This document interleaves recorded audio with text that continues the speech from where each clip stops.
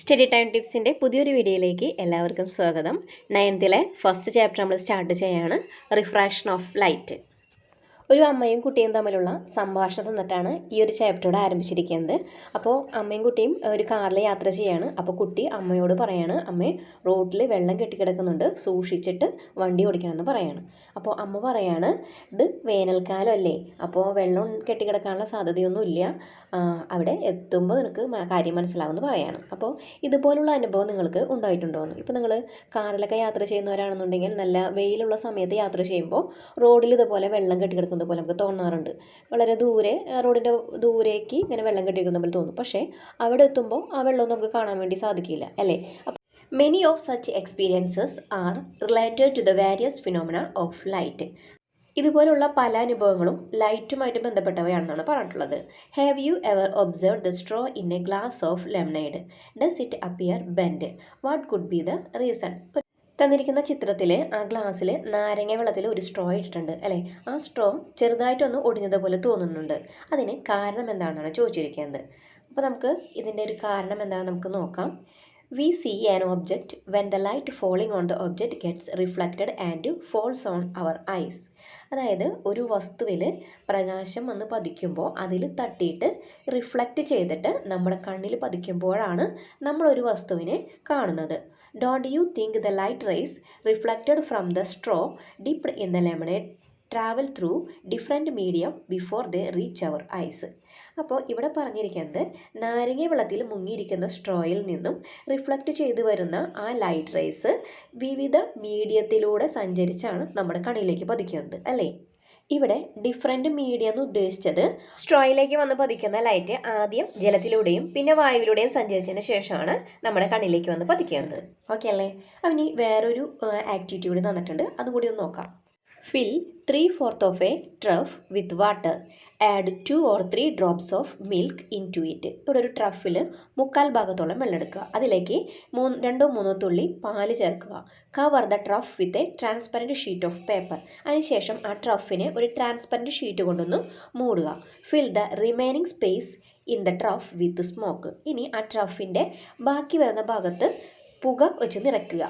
Then flash the light from a laser torch as shown in figure 1.2a and observe the path of the light. അതിനുശേഷം laser ടോർച്ചിൽ നിന്നുള്ള പ്രകാശം ചിത്രത്തിൽ കാണുന്നത് പോലെ ആ ട്രഫിലേക്ക് കടത്തിവിടുകയാണ്. അതിനുശേഷം അതിൻ്റെ ആ ഒരു പാത്ത് ഒബ്സർവ് ചെയ്യാനാണ് പറഞ്ഞിട്ടുള്ളത്.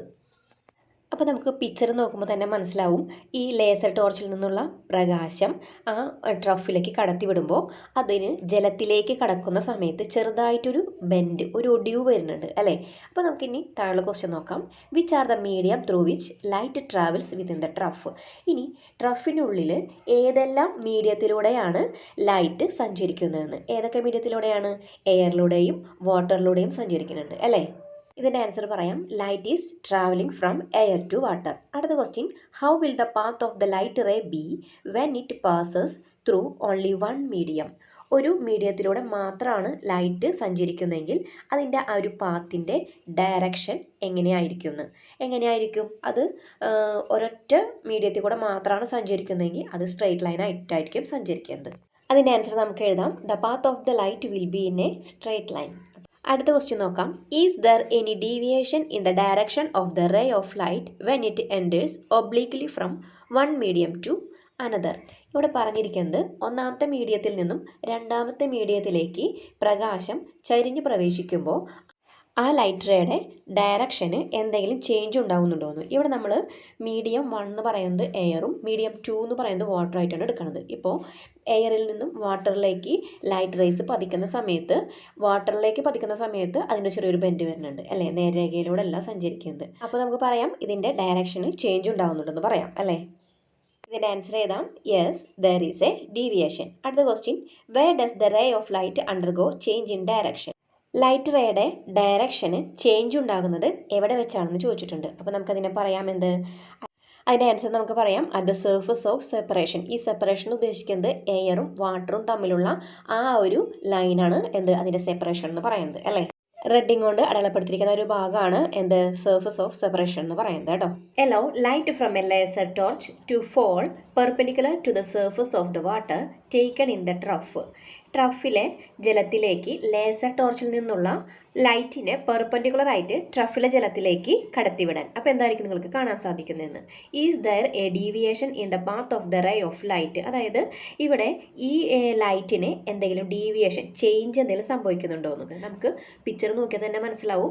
ആ ഒരു ലൈറ്റ് റേക്ക് പ്രത്യേകിച്ച് മാറ്റമൊന്നും ഉണ്ടാവണില്ല, അല്ലെ? അതിൻ്റെ ഡയറക്ഷന് മാറ്റമൊന്നും ഉണ്ടാവണില്ല. അതെങ്ങനെയാണോ പതിക്കുന്നത്, വായുവിലൂടെ എങ്ങനെയാണോ കടന്നു വരുന്നത്, അങ്ങനെ തന്നെയാണ് ജലത്തിലൂടെയും കടന്നു പോകുന്നത്, അല്ലേ? അപ്പോൾ ഒരു ലൈറ്റ് പെർപെൻഡിക്കുലർ ആയിട്ടാണ് ഒരു മീഡിയത്തിലേക്ക് പതിക്കുന്നതെങ്കിൽ, അല്ലെങ്കിൽ ഒരു മീഡിയത്തിലൂടെ കടന്നു പോകുന്നതെങ്കിൽ അതിൻ്റെ ഡയറക്ഷന് പ്രത്യേകിച്ച് മാറ്റമൊന്നും ഉണ്ടാവില്ല. When light travels through a single medium, the path of light will be a straight line. ഒരു മീഡിയത്തിലൂടെ ലൈറ്റ് സഞ്ചരിക്കുമ്പോൾ അതിൻ്റെ പാത്ത് എപ്പോഴും ഒരു സ്ട്രെയിറ്റ് ലൈൻ ആയിരിക്കും.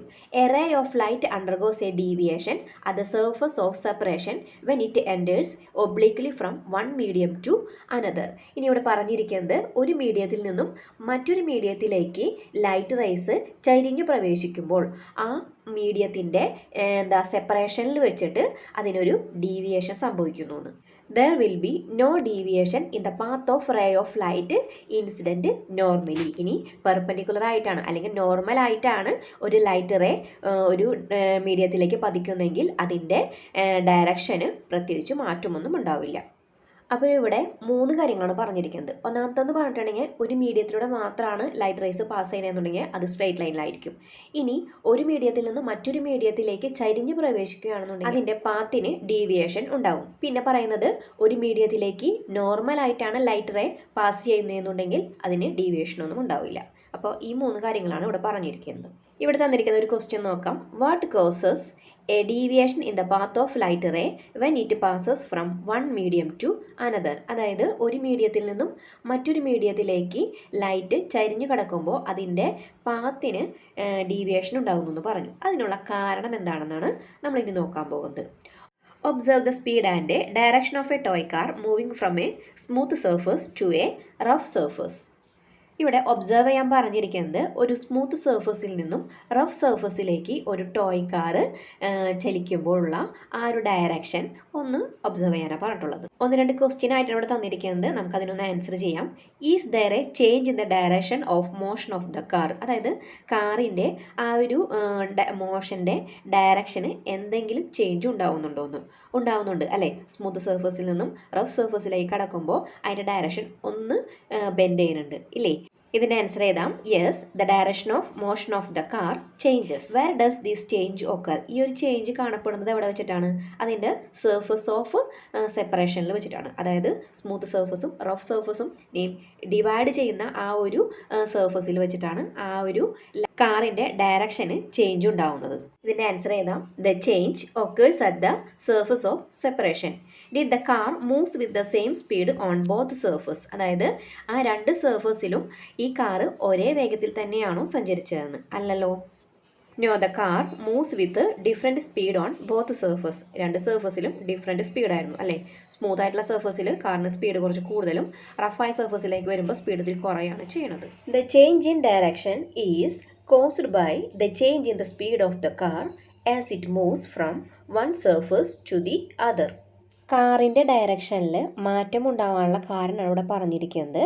അതായത് ഒരു മീഡിയത്തിൽ നിന്നും മറ്റൊരു മീഡിയത്തിലേക്ക് മാറുന്നത് കൊണ്ടാണ് കാറിൻ്റെ വേഗത്തിൽ വ്യത്യാസമുണ്ടായത്. അപ്പോൾ ആ ഒരു വ്യത്യാസമാണ് ഇവിടെ ഡയറക്ഷന് ചേഞ്ച് വരാൻ കാരണം. മനസ്സിലായല്ലോ അല്ലേ? ചുരുക്കി പറഞ്ഞു കഴിഞ്ഞിട്ടുണ്ടെങ്കിൽ ഒരു മീഡിയത്തിൽ നിന്ന് മറ്റൊരു മീഡിയത്തിലേക്ക് കടന്നപ്പോൾ, അതായത് സ്മൂത്തായ സർഫസിലാണ് കാറിൻ്റെ വേഗത കൂടുതലായിരുന്നത്, റഫായ സർഫസിലേക്ക് കടന്നപ്പോൾ കാറിൻ്റെ സ്പീഡ് കുറഞ്ഞു അല്ലേ? അപ്പോൾ ആ ഒരു വേഗത്തിലുള്ള ആ ഒരു ഡിഫറൻസ് ആണ് അതിൻ്റെ ഡയറക്ഷനിലും വ്യത്യാസം വരാൻ കാരണമെന്ന്. The speed of light is different in different mediums. അതായത് വ്യത്യസ്ത മീഡിയത്തിൽ ലൈറ്റിൻ്റെ സ്പീഡ് വ്യത്യസ്തമാണെന്ന്. ഇവിടെ ലൈറ്റിൻ്റെ സ്പീഡിനെ കുറിച്ചാണ് പറഞ്ഞിരിക്കുന്നത് അല്ലേ? നമ്മൾ നേരത്തെ കാറിൻ്റെ സ്പീഡിൻ്റെ കാര്യം നമ്മൾ പറഞ്ഞപ്പോഴും ഓരോ മീഡിയത്തിനനുസരിച്ചിട്ടും കാറിൻ്റെ സ്പീഡിൽ വ്യത്യാസം വരുന്നു എന്ന് പറഞ്ഞു അല്ലേ? അതുപോലെ തന്നെയാണ് ലൈറ്റിൻ്റെ സ്പീഡിലുള്ള വ്യത്യാസം. അതായത് മീഡിയത്തിനനുസരിച്ചിട്ട് അതിൻ്റെ സ്പീഡിലും വ്യത്യാസം ഉണ്ടാകുന്നുണ്ടെന്ന്. Change in speed of light causes the change in the direction of the ray of light when it passes from one medium to another. അപ്പോൾ ഞാൻ നേരത്തെ പറഞ്ഞ കാരണം എന്തിനാണ് പറഞ്ഞിട്ടുള്ളത്, ലൈറ്റ് ആണെങ്കിലും ഒരു മീഡിയത്തിൽ നിന്നും മറ്റൊരു മീഡിയത്തിലേക്ക് കടക്കുമ്പോൾ അതിൻ്റെ ഡയറക്ഷനിൽ മാറ്റം ഉണ്ടാകുന്നുണ്ട്. അപ്പോൾ ഈ മാറ്റം ഉണ്ടാകാനുള്ള കാരണമാണ് പറഞ്ഞിരിക്കുന്നത് എന്താ, ഡിഫറെൻറ്റ് മീഡിയത്തിൽ ലൈറ്റിൻ്റെ സ്പീഡ് ഡിഫറെൻ്റ് ആയിരിക്കുമെന്ന്. ഇവിടെ ഒരു ടേബിൾ തന്നിട്ടുണ്ട്, അതിൽ speed of light through various മീഡിയമാണ് തന്നിട്ടുള്ളത്. അപ്പോൾ എയറിലായിരിക്കുമ്പോൾ ലൈറ്റിൻ്റെ സ്പീഡ് എന്ന് പറയുന്നത് 3 × 10⁸ ആണ്. വാട്ടറിലേക്ക് വരുമ്പോൾ 2.25 × 10⁸, ഗ്ലാസ്സിൽ 2 × 10⁸, ഡയമണ്ടിലേക്ക് വരുമ്പോൾ 1.25 × 10⁸ ആണ് ഇവിടെ തന്നിരിക്കുന്നത്. ലൈറ്റ് ഏറ്റവും കൂടുതൽ വേഗതയിൽ സഞ്ചരിക്കുന്നത് എയറിലും അതുപോലെ തന്നെ ഡയമണ്ടിലേക്ക് വരുമ്പോൾ സ്പീഡ് ഓഫ് ലൈറ്റ് കുറയാണ് ചെയ്യുന്നത്. The speed of light differs in various medium due to the difference in their optical densities. Different മീഡിയത്തിൻ്റെ ഒപ്റ്റിക്കൽ ഡെൻസിറ്റി ഡിഫറെൻ്റ് ആയിരിക്കും. അപ്പോൾ ഒപ്റ്റിക്കൽ ഡെൻസിറ്റിയിലുള്ള ഈ ഒരു ഡിഫറൻസ് ആണ് സ്പീഡ് ഓഫ് ലൈറ്റിലും ഡിഫറെൻ്റ് വരാനുള്ള കാരണം എന്ന് പറയുന്നത്. ഇവിടെ പറഞ്ഞിരിക്കുന്നത് the ability of a medium to influence the speed of light through the medium is its optical density. അതായത് ഒപ്റ്റിക്കൽ ഡെൻസിറ്റി എന്താണെന്നാണ് ഇവിടെ പറഞ്ഞിരിക്കുന്നത്. അതായത് ഒരു മീഡിയത്തിലൂടെ ഒരു ലൈറ്റ് പാസ് ചെയ്യുകയാണെന്നുണ്ടെങ്കിൽ ആ ലൈറ്റിൻ്റെ സ്പീഡിനെ ഡിപ്പെൻഡ് ചെയ്യാനുള്ള ആ ഒരു മീഡിയത്തിൻ്റെ കഴിവിനെയാണ് പറയുന്നത് ഒപ്റ്റിക്കൽ ഡെൻസിറ്റി എന്ന്. The speed of light will be lower in a medium of higher optical density. അതായത് optically denser medium of light will be higher in a medium of lower optical density. അതിനെ പറയുന്നതാണ് optically rarer medium. അപ്പോൾ ഇവിടെ പറഞ്ഞിരിക്കുന്നത് optical density കൂടിയ മീഡിയത്തിൽ പ്രകാശത്തിൻ്റെ speed കുറവായിരിക്കുമെന്ന്. അതുപോലെ തന്നെ ഒപ്റ്റിക്കൽ ഡെൻസിറ്റി കുറഞ്ഞ മീഡിയത്തിൽ ലൈറ്റിൻ്റെ സ്പീഡ് കൂടുതലായിരിക്കും. അപ്പോൾ ഇതിൽ ഏതെങ്കിലും ഒന്ന് പഠിച്ചാൽ മതി കേട്ടോ. അതായത് ഒപ്റ്റിക്കൽ ഡെൻസിറ്റി കൂടുമ്പോൾ എന്ത് കുറയും, ലൈറ്റിൻ്റെ സ്പീഡ് കുറയും. Note that optical density has no relation with material density. അതായത് ഒപ്റ്റിക്കൽ ഡെൻസിറ്റി ഒരു മെറ്റീരിയലിൻ്റെ ഡെൻസിറ്റിയുമായിട്ട് ഒരു ബന്ധവും ഇല്ലാന്ന്. ഇനി ഇവിടെ പറഞ്ഞിരിക്കുന്നത് arrange the medium in table 1.1 in the increasing order of their optical densities. നമ്മൾ നേരത്തെ ഒരു ടേബിൾ കണ്ടിട്ടുണ്ടായിരുന്നു, സ്പീഡ് ഓഫ് ലൈറ്റ് എന്നൊക്കെ പറഞ്ഞിട്ടുള്ളത് അല്ലേ. അപ്പോൾ അതിനനുസരിച്ചിട്ട് ഒപ്റ്റിക്കൽ ഡെൻസിറ്റി കൂടി വരുന്ന വിധത്തിൽ തന്നിരിക്കുന്നതൊന്ന് ക്രമീകരിക്കാനാണ് പറഞ്ഞിരിക്കുന്നത് ആ ടേബിളിനനുസരിച്ചിട്ട്. അപ്പോൾ ആദ്യം വന്നേക്കുന്നത് എയർ ആണ് അല്ലേ. അതിന് ശേഷം വരുന്നത് ഏതായിരിക്കും, speed of light in air എന്ന് പറയുന്നത് 3 × 10⁸ ആണ്. അപ്പോൾ ഏറ്റവും കൂടിയ വേഗതയിൽ ലൈറ്റ് സഞ്ചരിക്കുന്നത് എയറിലൂടെയാണ് അല്ലേ. അപ്പോൾ അവിടെ ഒപ്റ്റിക്കൽ ഡെൻസിറ്റി കുറവായിരിക്കും. പിന്നെ എയർ കഴിഞ്ഞിട്ട് പിന്നെ വരുന്നത് വാട്ടറും, പിന്നെ അത് കഴിഞ്ഞിട്ട് ഗ്ലാസ്, ലാസ്റ്റാണ് ഡയമണ്ട് വരുന്നത് അല്ലേ. അപ്പോൾ ഡയമണ്ടിൽ സ്പീഡ് ഓഫ് ലൈറ്റ് വളരെ കുറവാണ്. അപ്പോൾ അതിനർത്ഥം എന്താ, ഒപ്റ്റിക്കൽ ഡെൻസിറ്റി ഡയമണ്ടിന് ഏറ്റവും കൂടുതലാണ്. നമുക്കിതിൽ നിന്ന് മനസ്സിലാക്കാം. നെക്സ്റ്റ് ആണ് refraction. Let us do an activity to understand the reason behind a straw appearing bent when dipped in a lemonade. അതായത് ചാപ്റ്ററിൻ്റെ സ്റ്റാർട്ടിങ്ങിൽ ഒരു ഗ്ലാസ്സിൽ നാരങ്ങ വെള്ളത്തിൽ സ്ട്രോ ഇട്ടുള്ള ഒരു പിക്ചർ കാണിച്ചു തന്നിട്ടുണ്ടായിരുന്നു അല്ലേ. അപ്പോൾ അതിൽ സ്ട്രോ ഒടിഞ്ഞിരിക്കുന്നത് പോലെ തോന്നാനുള്ള കാരണമാണ് ഇനി നമ്മൾ നോക്കാൻ പോകുന്നത്. A straw is kept obliquely in a glass as shown in figure 1.5a. ഒരു ഗ്ലാസ്സിൽ സ്ട്രോ ചെരിച്ചു വയ്ക്കുകയാണ്. Then the glass is filled with water. അതിനുശേഷം ആ ഗ്ലാസ്സിലേക്ക് വെള്ളം ഒഴിക്കുകയാണ്. What difference do you observe? അതിനുശേഷം നിങ്ങൾക്ക് എന്തായിരിക്കും കാണാൻ സാധിക്കുന്നതെന്ന്. Why does the straw appear bend? അപ്പോൾ ആദ്യത്തെ പിക്ചറിൽ 1.5a എന്ന് പറയുന്ന പിക്ചറിൽ ഗ്ലാസ്സിൽ സ്ട്രോ ഇട്ട് വെച്ചിട്ടുണ്ട് അല്ലേ. അപ്പോൾ സ്ട്രോയ്ക്ക് പ്രത്യേകിച്ച് മാറ്റമൊന്നുമില്ല. അതിനുശേഷം ആ ഗ്ലാസ്സിലേക്ക് വെള്ളം ഒഴിച്ച് കഴിഞ്ഞപ്പോൾ പിന്നെ നമ്മൾ സ്ട്രോ കാണുന്നത് ഒന്ന് ഒടിഞ്ഞതുപോലെയാണ് അല്ലേ. ആ ഒടിഞ്ഞതുപോലെ തോന്നാനുള്ള കാരണം എന്താണെന്നോട് ചോദിച്ചിരിക്കുന്നത്. അതിൻ്റെ കാരണം റിഫ്രാക്ഷൻ ആണ്. റിഫ്രാക്ഷൻ എന്താണെന്ന് ഈ ഒരു എക്സ്പെരിമെൻറ്റ് കൂടി പറഞ്ഞതിന് ശേഷം പറഞ്ഞുതരാം. A straw is kept in a trough. Observe the path of the ray of light from the straw falling on the eyes before and after filling the trough with water. ഇനി next ഒരു activity കൂടി തന്നിട്ടുണ്ട്.